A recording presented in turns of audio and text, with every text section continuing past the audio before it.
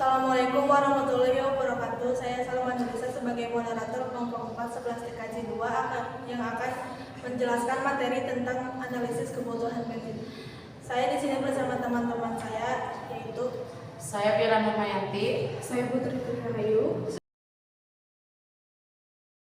Muhammad Adis, saya Muhammad Farhan, saya Ahmad Nurdin.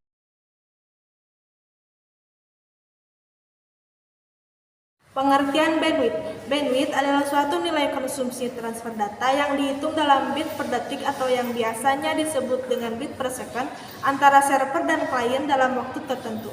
Bandwidth dapat didefinisikan sebagai kapasitas luas atau lebar cakupan frekuensi yang dipakai oleh sinyal dalam media transmisi.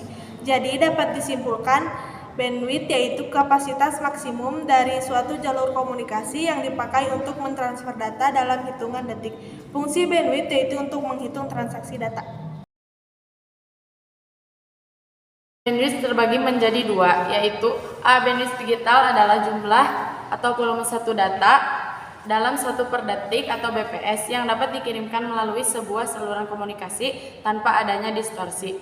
B. Bandwidth analog adalah perbedaan antara frekuensi terendah dan frekuensi tertinggi dalam sebuah rentang frekuensi yang diukur dalam satuan hz atau hertz yang dapat menentukan banyaknya informasi yang dapat ditransmisikan dalam suatu saat.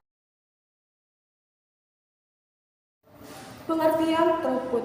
Throughput adalah bandwidth yang relatif yang diukur dengan satuan waktu tertentu dan pada kondisi jaringan tertentu yang digunakan untuk transfer file dengan ukuran tertentu. Kebutuhan bandwidth dalam jaringan. Agar penggunaan bandwidth dalam jaringan lebih efektif, klien harus mengetahui kebutuhan layanan untuk dirinya sehingga dapat menghitung atau memperkirakan total bandwidth yang dibutuhkan. Semakin besar bandwidth yang digunakan, semakin besar juga pembayaran bulanan pada ISP.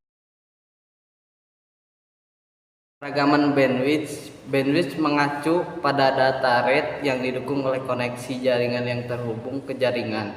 Ia biasanya diekspresikan dalam istilah bit per second atau disingkat sebagai BPS atau kadangkala bit per second BPS. Bandwidth jaringan mewakili kapasitas koneksi jaringan. Walaupun penting untuk memahami beda antara throughput secara teoritis dan hasil nyatanya.